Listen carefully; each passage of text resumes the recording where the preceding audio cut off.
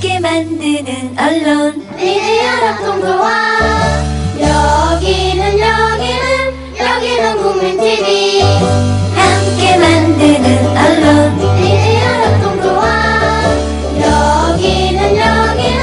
여기는 국민TV. 여야는 오늘 오후 제19대 국회 마지막 정기국회 개회식을 갖습니다. 박근혜 대통령이 내일 중국을 방문해 시진핑 중국 국가주석과 한중 정상회담을 합니다. 대한적십자사가 오늘부터 남북 이산가족 생사 확인과 명단 교환 준비 작업에 들어갑니다. 올 10월부터 해외 소득과 재산을 자진 신고하면 가산세와 처벌을 면제해줍니다.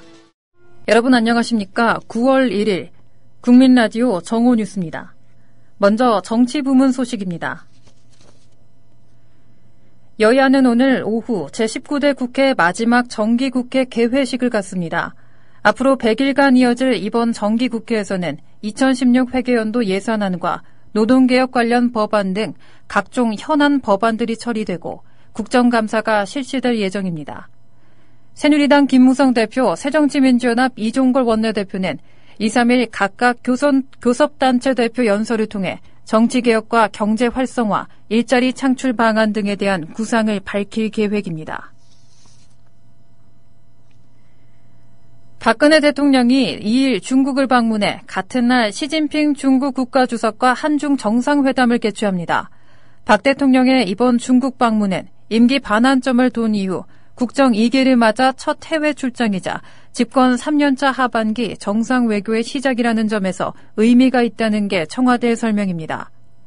특히 동북아 지역 패권을 놓고 강대국들의 외교전이 치열하게 전개되는 가운데 박 대통령이 이번 방중을 영내 외교 주도권을 잡는 계기로 만들 수 있을지 주목되고 있습니다.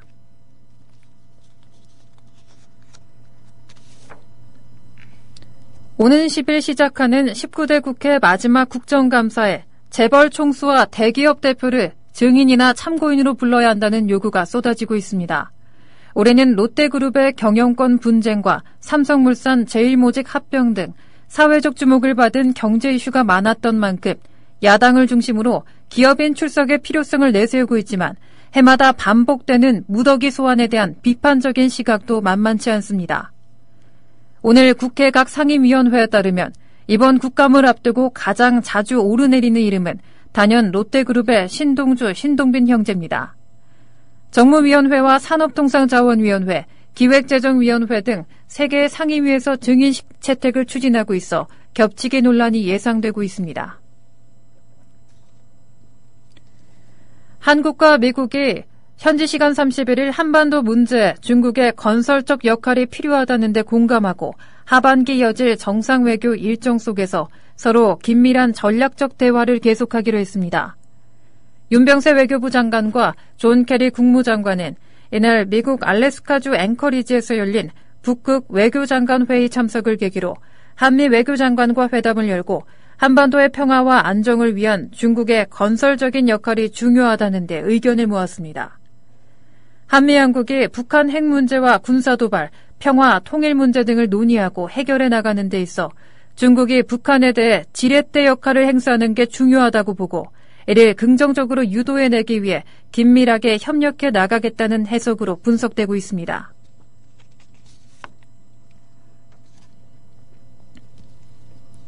대한적십자사가 오늘부터 남북 이산가족 생사 확인과 명단 교환 준비 작업에 들어갔습니다. 한적은 남북 이산가족 생사 확인 추진센터 가동에 들어간다고 밝히고 오는 15일까지 운영한다고 덧붙였습니다. 센터에는 상담 요원들이 배치되고 100대의 전화기가 현재 설치돼 있습니다. 정부가 박근혜 대통령을 일본 낭인들에 의해 무참히 암살된 명성황후에 비유한 칼럼을 게재한 일본 산케이 신문 측에 강력히 항의하고 기사 삭제를 요구할 방침입니다. 정부 관계자는 오늘 해당 언론사에 기사 삭제 및 재발 방지를 요구할 예정이라고 밝혔습니다. 정부는 주일 한국대사관을 통해 가능하면 빨리 산케이 측에 기사 삭제를 요구한다는 방침으로 알려졌습니다. 정부와 새누리당은 오늘 중동호흡기 증후군 사태 후속 대책으로 보건복지부 산하 질병관리본부 본부장을 차관급으로 격상키로 의견을 모았습니다. 신종 감염병 발생 시 질병관리본부장이 컨트롤타워의 역할을 수행토록 하기 위한 조치입니다. 이어 질병관리본부 내 국제협력 전담부서를 신설하고 출입국 검역 강화를 통해 신종 감염병의 국내 유입을 사전에 차단하는 국제공조 시스템을 구축키로 했습니다. 올 10월부터 6개월 동안 해외 소득과 재산을 자진 신고하고 관련 세금을 내면 가산세와 처벌을 면제해주는 특별기간이 운영됩니다. 이 기간에 자진 신고하지 않았다가 적발되면 세무조사와 검찰 수사를 통해 엄정한 처벌을 받게 됩니다. 정부는 오늘 서울 정부청사에서 최경환 부총리 겸 기획재정부 장관과 김현웅 법무부 장관 공동 명의로 이런 내용의 담화문을 발표했습니다.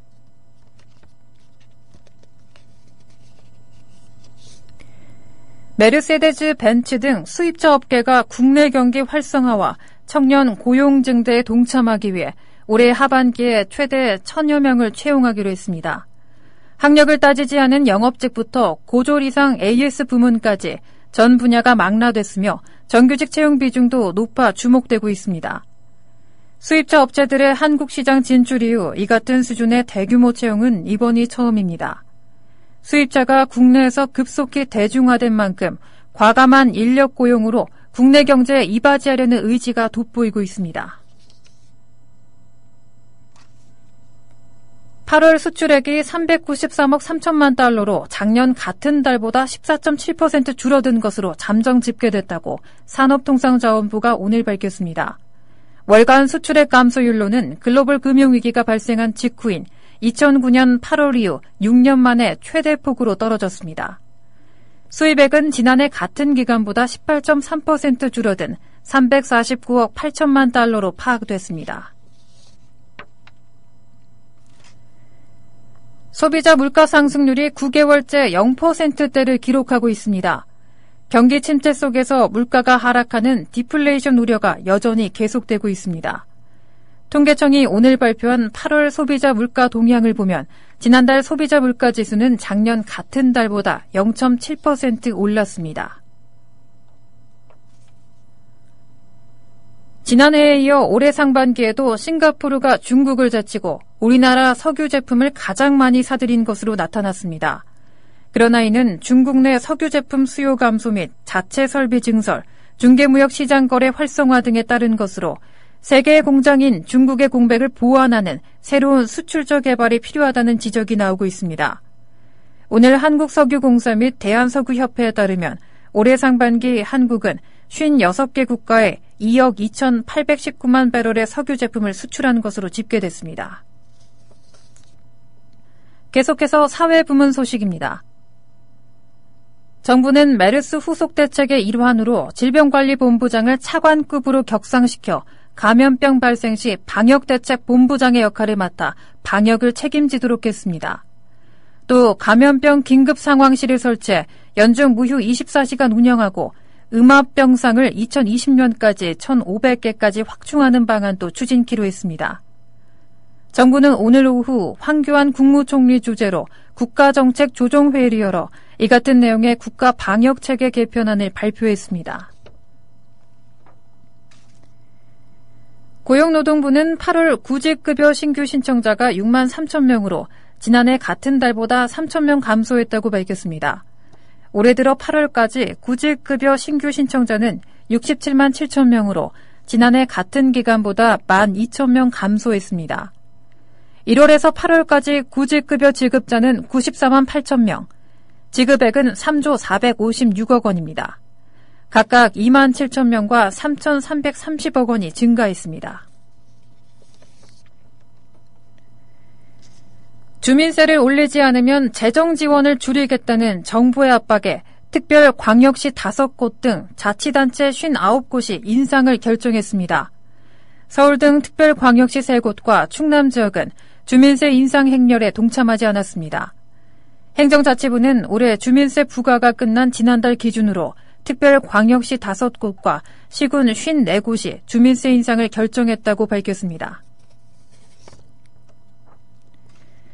인구 규모와 비교한 우리나라의 의사 수는 경제협력개발기구 회원국 중에서 최하위권에 속하는 것으로 드러났습니다. 오늘 보건복지부와 OECD 건강통계 2015에 따르면 2013년 기준 한국의 인구 1000명당 의사 수는 2.2명이었습니다. OECD 평균은 3.3명으로 한국은 OECD 평균보다 1.1명 적었습니다. 계속해서 사회부문 소식입니다. 서울에 사는 30, 40대 맞벌이 워킹데디는 일과 가족의 양립을 위해 노동시간을 줄이고 배우자 출산휴가 등 지원제도를 직장에서 편하게 쓰기를 원하는 것으로 드러났습니다. 오늘 서울시 여성가족재단이 5월 28일부터 6월 10일까지 만 8세 이하의 자녀를 둔 서울의 30, 40대 남성 1000명을 조사해 발표한 결과에 따르면 워킹데디는 일과 가족의 양립이 잘 되지 않는 가장 큰 이유로 노동시간이 길고 업무량이 많기 때문이라고 응답했습니다. 이어 제도가 있는 직장에서 사용하기 어려운 분위기, 직장 내 지원제도 부족, 육아휴직 시 소득 감소 등이 뒤를 이었습니다. 화요일인 오늘은 대체로 구름이 많은 가운데 강원 남부지방을 중심으로 비가 내리겠습니다. 중부지방은 동해상에 위치한 고기압의 가장자리에 들면서 구름이 많이 끼겠습니다. 강원도 영동과 경북 동해안 지역은 동풍의 영향을 받아 흐리고 비가 내리는 곳이 있겠습니다. 계속해서 스포츠 부문 소식입니다.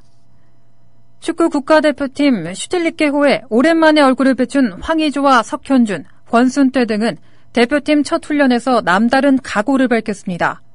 다음 달 3일과 8일 2018 러시아 월드컵 아시아 지역 2차 예선 라오스와 레바논전을 앞두고 화성 종합경기타운에서 열린 대표팀 첫날 연습에서 이들은 최선을 다하겠다며 결의를 다졌습니다.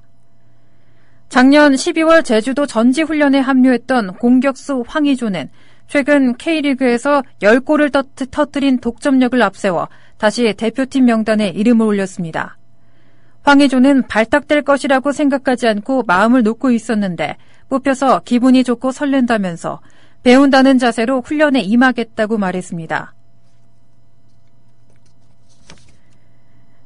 아시아 선수로는 역대 최고인 3천만 유로의 이적료가 발생한 손흥민의 잉글랜드행 덕분에 원 소속팀인 레버쿠젠뿐 아니라 친정팀인 함부르크 SV까지 웃게 됐습니다. 독일의 스포르트는 현지 시각 31일 손흥민을 독일에서 대표시킨 함부르크가 최대 300만 유로의 가외소득을 챙기게 됐다고 보도했습니다. 함부르크는 2013년 손흥민을 레버쿠젠으로 이적시키면서 1000만 유로의 이적료를 받았습니다. 그러나 당시 함부르크는 레버쿠젠과의 계약을 통해 손흥민이 재차 이적할 경우를 대비한 조항을 만들어놨습니다. 이에 따라 함부르크는 손흥민을 유소년 팀에서 교육시킨 비용 50만 유로에 영국 이적으로 인한 이익 분배 금조로 최대 250만 유로를 레버쿠젠에서 받게 됐습니다.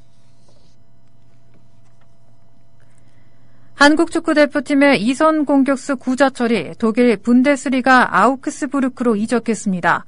아우크스부르크는 분데스리가 이적 시장 마감일인 오늘 홈페이지를 통해 구자철의 재영입 사실을 공표했습니다. 계약 기간은 2017년 6월까지 2년이며 연장 옵션이 포함되어 있습니다. 이적료를 전문적으로 다루는 웹사이트인 트랜스퍼마크르트는 구자철의 이번 이적료를 350만 유로 수준으로 추정하고 있습니다. KT 위즈가 일개 고춧가루 부대를 넘어 프로야구 정상급 장타 군단으로 변모하고 있습니다.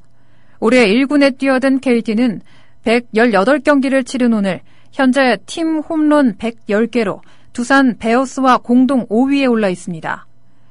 2010년대 최강 타격팀으로 꼽힐 만한 넥센 히어로즈가 176개로 압도적인 유리고 롯데자이언츠, 삼성 라이온즈, NC 다이노스가 상위권을 차지하고 있습니다.